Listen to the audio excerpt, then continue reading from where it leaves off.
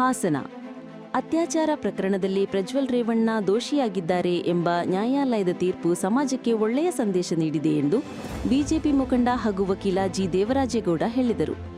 ಹಣವಿದ್ದರೂ ತಪ್ಪು ಮಾಡಿದರೆ ಶಿಕ್ಷೆ ತಪ್ಪಿಸುವ ಸಾಧ್ಯವಿಲ್ಲ ಎಂಬುದನ್ನು ಈ ತೀರ್ಪು ಸಾಬೀತುಪಡಿಸಿದೆ ಎಂದರು. ಕೇವಲ 6 ತಿಂಗಳಲ್ಲಿ ತೀರ್ಪು ಪ್ರಕಟಿಸಿರುವ ನ್ಯಾಯಾಂಗ ವ್ಯವಸ್ಥೆಗೆ ಅವರು ಧನ್ಯವಾದ ತಿಳಿಸಿದರು. ರೇವಣ್ಣ ಕುಟುಂಬ ಅಧಿಕಾರ ದುರುಪಯೋಗ ಮಾಡಿಕೊಂಡಿದ್ದು ನಂಬಿಕೆಗೆ ಅಲ್ಹಾರರು. ಅವರಿಂದ ಹಲವಾರು ಹೆಣ್ಣು ಮಕ್ಕಳ ಜೀವನ ಹಾಳಾಗಿದೆ ಎಂದು ತೀವ್ರ ವಾಗ್ದಾಳಿ ನಡೆಸಿದರು.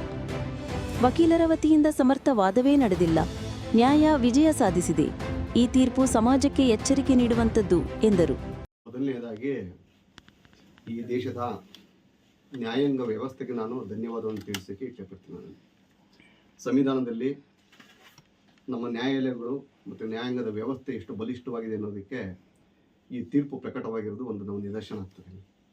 ಕಾರಣ ಏನಂದರೆ ಕೇವಲ 6 ತಿಂಗಳಲ್ಲಿ ವಿಚಾರಣೆಯನ್ನು ಮುಕ್ತ ಮಾಡಿ ತೀರ್ಪು ಪ್ರಕಟ ಮಾಡ್ತಾ ಇರುವಂಥದ್ದು ಇದು ಭಾಳ ಅಚ್ಚರಿಯಾದಂಥ ಒಂದು ಸಂಗತಿ. ಇದು ಕಾರಣ ಏನು ಅಂತಂದರೆ ನಾವು ಹಲವಾರು ಕೇಸ್ಗಳನ್ನ ನಡೆಸಿದ್ವಿ. ನಾವು ಆ ಪ್ರಕರಣಗಳಲ್ಲಿ ಒಬ್ಬ ಅಪರಾಧಿ ಅಂತೇಳಿ ನಾವು ಅವನ ಮೇಲೆ ದೂರನ್ನು ಕೊಟ್ಟು ಆತನಿಗೆ ಶಿಕ್ಷೆ ಪ್ರಕಟ ಆಗಬೇಕು ಅಂತೇಳಿ ನ್ಯಾಯಾಲಯದಲ್ಲಿ ವಿನಂತಿ ಮಾಡಿದ್ರೆ ತೀರ್ಪು ಹೊರಗೆ ವಿಚಾರಣೆ ಮುಗಿದು ತೀರ್ಪು ಬರುವ ಸಮಯ ಅಂದರೆ ಒಂದು 5 ರಿಂದ 10 ವರ್ಷ ಕಳೆದಿರುತ್ತೆ. ಅಷ್ಟೊತ್ತಿಗೆಲ್ಲೇ ಎಲ್ಲ ಸಾಕ್ಷಿಗಳು ನಾಶ ಆಗಿ ಆ ಒಂದು ಇದ್ದಂಥ ಜೋಶ್ ಕೂಡ ಎಲ್ಲರಲ್ಲೂ ಕೂಡ ಕಳೆದೋಗಿರ್ತದೆ. ಹಾಗಾಗಿ 95% ಪ್ರಕರಣಗಳಲ್ಲಿ ತೀರ್ಪು ಯಾವ ಕಾರಣಕ್ಕೆ ಪ್ರಕಟ ಆಗಲಿಲ್ಲ ಅಂತಂದ್ರೆ ಈ ರೀತಿ ವಿಚಾರಣೆ ಮುಂದೂಡಿದಾಗ, ಕಾಲ ವಿಳಂಬ ಆದಾಗ ಯಾವುದೇ ಅಪರಾಧಿಗಳು ಕಾನೂನಿಂದ ತಪ್ಪಿಸ್ಕೊಳ್ಳೋಕ್ಕೆ ಹಲವಾರು ದಾರಿಗಳು ಸಿಗ್ತವೆ ಅವರಿಗೆ. ಹಾಗಾಗಿ ನಾನು ಆ ಕಾರಣದಿಂದಲೇ ನನ್ನ ನ್ಯಾಯಾಂಗ ವ್ಯವಸ್ಥೆಗೆ ನಾನು ಇವತ್ತು ಧನ್ಯವಾದ ಹೇಳ್ತಾ ಇದ್ದೆ. ಕಾರಣ ಏನು ಅಂತಂದರೆ ಇಲ್ಲಿ ಆರೋಪಿತನಾದಂಥ ಪ್ರಜ್ವಲ್ ರೇವಣ್ಣ ಅವರು ವಿಚಾರಣೆ ಪ್ರಾರಂಭವಾದಾಗ ನಿರಂತರವಾಗಿ ಅಷ್ಟು ಸುದೀರ್ಘವಾದಂಥ ವಿಚಾರಣೆಯನ್ನು ಘನ ನ್ಯಾಯಾಲಯ ಎತ್ಕೊಂಡಿರ್ತದೆ.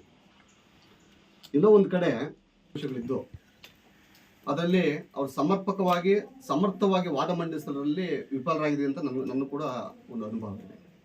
ಹಾಗಾಗಿ ಈಗ ನಾವು ನಾಳೆ ಕೊಡುವಂಥ ಒಂದು ಶಿಕ್ಷೆಯ ಪ್ರಮಾಣವಾದ ನಂತರ ತಮ್ಮ ಮಾಧ್ಯಮದ ಮುಖಾಂತರ ನಾನು ಹೇಳಲಿಕ್ಕೆ ಇಚ್ಛೆಪಡ್ತೀನಿ.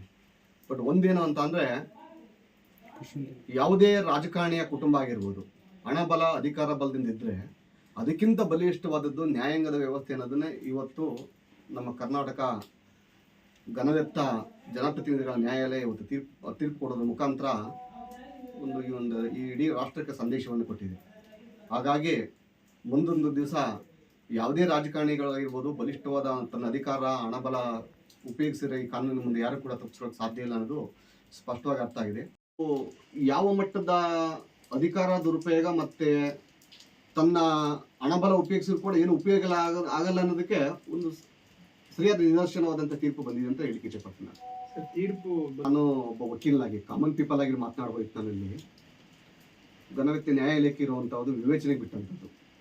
ಯಾವ ಹಂತದಲ್ಲಿ ವಿಚಾರಣೆ ಸಂದರ್ಭದಲ್ಲಿ ಸಾಕ್ಷ್ಯಾಧಾರಗಳನ್ನ ಕ್ರೋಢೀಕರಣ ಮಾಡಿಕೊಟ್ಟಿದ್ದಾರೆ, ಇಲ್ಲಿ ಯಾವ ಆ್ಯಕ್ಟ್ ಕೆಳಗಡೆ ಅವರು ಸಾಬೀತುಪಡಿಸಿದ್ದಾರೆ ಅಂದರೆ ದೂರುದಾರರಾಗಿರ್ಬೋದು ಮತ್ತು ವಿಚಾರಣಾಧಿಕಾರಿಗಳಾಗಿರ್ಬೋದು ಸಾಬೀತುಪಡಿಸಿದ್ದಾರೆ. ಅದ್ರ ಮೇಲೆ ತೀರ್ಪು ಪ್ರಕಟ ಆಗ್ತದೆ. ಅಲ್ಲಿ ಮಿನಿಮಮ್ 3 ವರ್ಷದಿಂದಲೂ ಕೂಡ ಜೀವಾವಧಿ ಶಿಕ್ಷೆ ಆಗುವಂಥ ಕೂಡ ಅವಕಾಶಗಳಿದೆ ಅಲ್ಲಿ. ಅದರಲ್ಲಿ ನಾವು ಯಾವುದೇ ರೀತಿ ಹೇಳಲಿಕ್ಕೆ ಆಗೋದಿಲ್ಲ.